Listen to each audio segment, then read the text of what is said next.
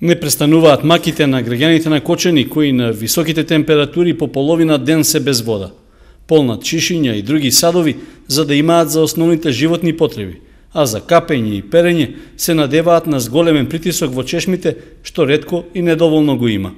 Повеќе од 2 недели низ славините нема ни капка вода во текот на денот, а само доцна навечер успеваат да направат скромни резерви за наредниот ден.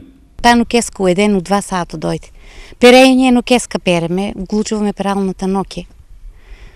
Те така шишиња напунеме, кофи, туби, се собереме и...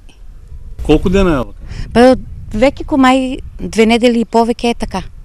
Како фана топлото и како се стопли времето и нема вода. Тешко е, многу е тешко за вода. Те вчера пожедоваѓаа тука мерија нешто да појачат сега, да стават други црева, па дали ќе направат или не. Канализација немаме и без канализација сме, со септички јами. Така е, тешко е. Жителите на населбата Трајаново Трло веќе подготвили петиција на која се подпишале 40 семејства за да им се помогне во водоснабдувањето. Велат дека ќе реагираат кај надлежните, затоа што ги немаат основните комунални услови за живот. Бараме прво вода нема, канализација нема, гледаш што. 21 век без канализација, без вода. Вода ќе дојде се ваале пуште некој време, вече не може, не има притисок на бољер, нема ништо.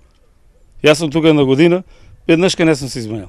Освен прекините во водоснабдувањето, жителите имаат проблеми и со канализацијата, па отпадната вода ја собираат во септички јами, кои нехигиенски стојат отворени, изложени на сонцето и топлото време. Градоначалникот е запознаен, бил е тука, излевал е на терен, треба да се преземат мерки. Ова е веќе големо мало, повеќе. Абе, преку 40 ние имаме само список што сме пишали.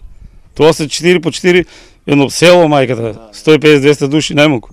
Освен во Трајаново Трло, слична е ситуацијата со водоснабдувањето и во другите повисоки делови на градот.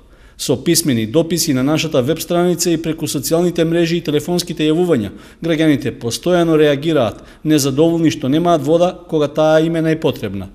Евентуалното опаѓање на дневните температури и намалувањето на потрошувачката засега се чини како единствената опција за нормализирање на состојбата.